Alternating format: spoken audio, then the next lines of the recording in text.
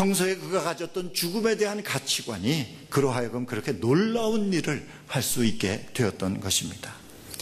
우리들은 다 그리스도인들입니다. 우리는 다 언젠가는 죽는다는 것을 알고 있습니다. 죽은 다음에는 우리를 살리기 위해서 십자가에 피 흘려 죽으신 우리 주 예수 그리스도 앞에 다 서야 한다는 사실을 우리는 다 알고 있습니다.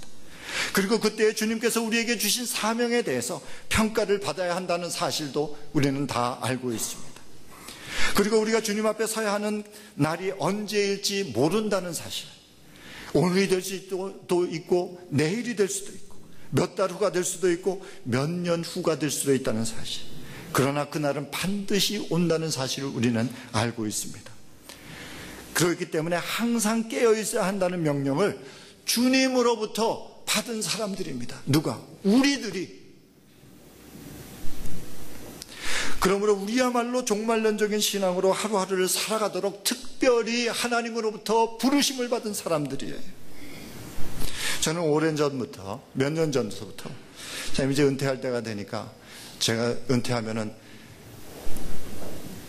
후회하지 않는 목회를 해야 되겠다. 은퇴하고 나서 내가 좀 더 이렇게 해야 될 걸, 저렇게 해야 될 걸, 그렇게 하고 싶지가 않았어요.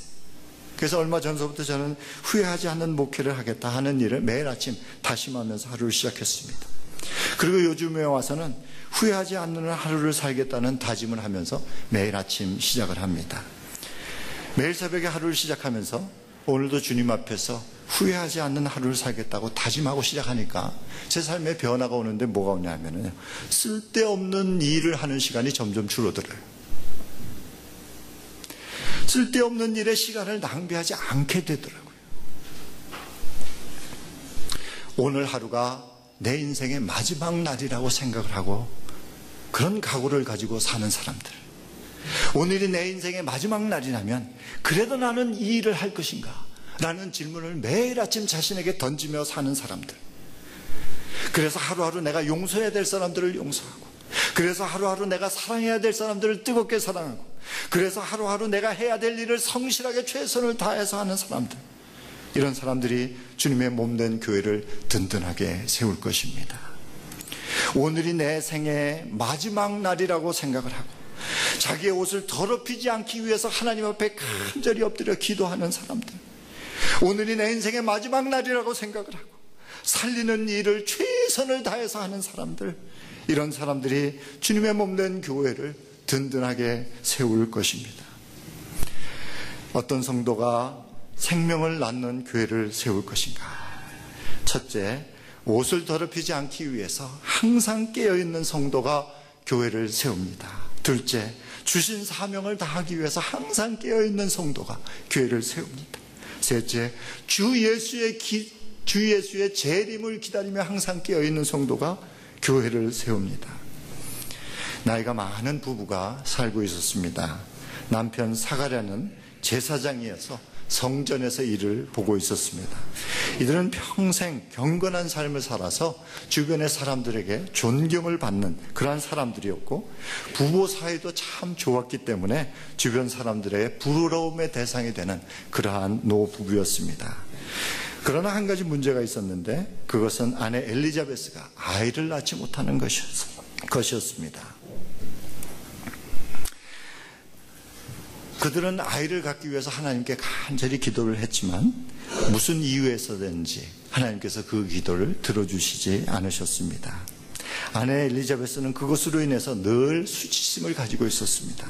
남편 사가랴가 그 아내를 날마다 위로했지만 아내는 남편의 위로에도 불구하고 그 수치심을 떨쳐버릴 수가 없었습니다.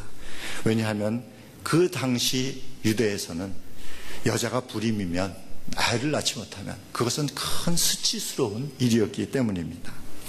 그러나 이제 부부는 나이가 많이 들었고 그 일을 포기할 수밖에 없었습니다. 그러던 어느 날 사가랴는 순번에 따라서 성전에 올라가서 분향을 하다가 천사를 만나게 됩니다. 그 천사는 그에게 두려워하지 말라라고 인사말을 건네면서 하나님께서 내 간구를 들어주셔서 내 아내 엘리자베스가 아이를 낳을 것이라고 말씀을 합니다. 그리고 그 아이를 낳으면 그 아이의 이름을 요한으로 지라고 이야기를 합니다. 그리고 그 아이는 너희 부모들에게 큰 기쁨을 안겨줄 것이고 뱃속에서부터 성령이 충만해서 메시아의 길을 예비하게 될 것이라는 소식을 전해줍니다.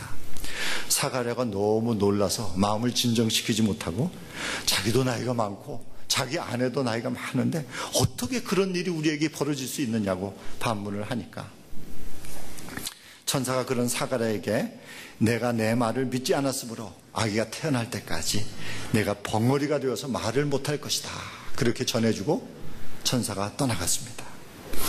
천사의 말대로 성전을 나왔을 때 이 사가랴는 말을 하지 못합니다.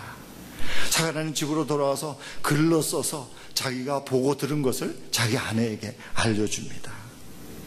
천사가 들려준 소식대로 시간이 지나면서 엘리자베스에게 아이를 가진 증상이 나타나기 시작을 합니다. 엘리자베스는 너무너무 기뻤지만 나이가 많아 아기를 가졌다는 것이 부끄럽기도 해서 시골로 내려가서 아기가 태어나기를 기다리게 됩니다. 임신이 6개월이 되어서 제법 배가 많이 불러오고는 그러한 어느 날 성령으로 잉태한 친척인 마리아가 찾아옵니다. 마리아의 인사하는 소리를 들으면서 뱃속의 아이가 기뻐서 마구 뛰어노는 것을 이렇게 느끼게 됩니다. 두 여인은 하나님의 은총으로 아기를 잉태한 것에 대해서 너무너무 감사하며 함께 기뻐하며 하나님을 찬양하고 또 찬양을 합니다. 마리아가 하나님을 찬양하면 그 다음에 엘리자베스가 하나님을 찬양하고 또 마리아가 하나님을 찬양하면 또 엘리자베스가 하나님을 찬양하고 그렇게 두 여인은 생명을 주신 하나님을 찬양하고 또 찬양합니다. 그렇게 석 달쯤 두 여인은 함께 지내면서 하나님을 찬양하고 또 찬양합니다. 그리고 마리아는 집으로 돌아가고 엘리자베스는 해산달이 차서 아기를 낳게 됩니다. 많은 이웃과 친척들이 와서 이 나이 많은 엘리자베스가 낳는 아이를 신기하게 보고 기뻐하며 하나님을 찬양하게 됩니다. 이 아이가 바로 침례 요한입니다. 그는 왕 중의 왕이신 하나님의 아들 예수 그리스도의 오시는 길을 예비하기 위해서 특별히 보내심을 받은 사람으로서 평생을 이 한 가지 일에 헌신한 사람이었습니다. 광야에서 짐승의 가죽으로 옷을 만들어 입고 광야에서 남는 음식만을 먹으면서 오로지 한 가지 일을 위해서 자기를 준비시킨 사람이었습니다. 그가 맡은 일은 그리스도의 길을 예비한 것이었습니다. 그는 당신이 그리스도냐라고 묻는 사람들에게 나는 물로 침례를 주지만 나보다 더 큰 능력을 가진 분이 오실 터인데 나는 그분의 신발끈을 풀기도 감당할 수 없는 자격이 없는 사람입니다. 그분은 여러분에게 불과 성령으로 침례를 주실 것입니다 라고 말을 합니다. 또 예수가 사역을 시작하자 자기를 따르던 사람들이 다 예수를 따라갑니다. 그렇게 되자 그는 자기의 제자들에게 이렇게 말을 합니다. 신부를 차지하는 사람은 신랑이다. 신랑의 친구는 신부가 오는 소리를 들으려고 서 있다가 신랑이 오는 소리를 들으면 크게 기뻐한다. 나는 그런 기쁨으로 가득 차 있다. 그는 흥하여야 하고 나는 쇠하여야 한다 라고 말을 합니다. 침례 요한은 태어나서 죽을 때까지 단 한순간도 자신의 사명을 잊지 않고 그 사명 하나를 위해서 살아간 사람이었습니다. 그의 사명은 생명의 근원이신 예수 그리스도의 길을 예비하는 것이었습니다. 그는 뱃속에서부터 하나님의 음성, 예수 그리스도의 음성을 듣고 기뻐하였으며 어린 시절을 부모와 함께 보낸 후에 수십 년 동안 광야에서 거룩한 삶을 살면서 자신의 사역을 준비하고 또 준비하였습니다. 그리고 불과 1년도 안 되는 짧은 기간이지만 생명의 근원이신 그리스도를 세상에 소개하는 자신의 사명을 완전하게 수용하고 자신의 인생을 마감합니다. 예수님께서는 여자가 낳은 사람 가운데 침례 요한보다 더 큰 이가 없다 라는 말씀을 하심으로 그의 일생을 평가하셨습니다. 아기를 낳지 못하는 엘리자베스에게 아기를 낳게 하신 하나님, 그리고 그 아기를 통해서 생명의 근원이신 예수 그리스도의 길을 예비하게 하신 하나님, 바로 그 하나님께서 죄인이기 때문에 죽이는 일만 할 수밖에 없는 우리들을,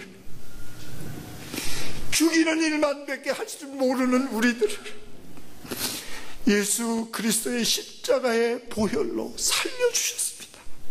생명을 주신 거예요. 그래서 이제 우리 안에 생명이 있게 되었습니다. 그래서 이제 우리는 살리는 일을 하게 된 것입니다. 그렇게 우리에게 살리는 일을 하며 살 수 있게 하신 하나님을 찬양합니다. 찬양합니다. 기도하십시다.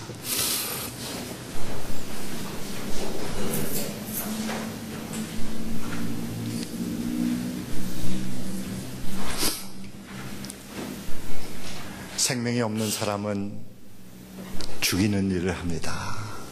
그러나 생명이 있는 사람은 살리는 일을 할 수가 있습니다. 우리는 다 우리 주님 예수 그리스도께서 십자가에 못 박혀 죽으심으로 우리 안에 생명을 주셨어요. 이제 사람을 죽이면서 사는 것이 아니라 살리면서 살 수 있게 되었습니다. 하나님, 내가 이 살리는 일에 헌신하기를 원합니다. 이 살리는 일에 쓰임받기를 원합니다. 주님 앞에 헌신할 수 있는 시간이 되시기를 주님의 이름으로 축원합니다.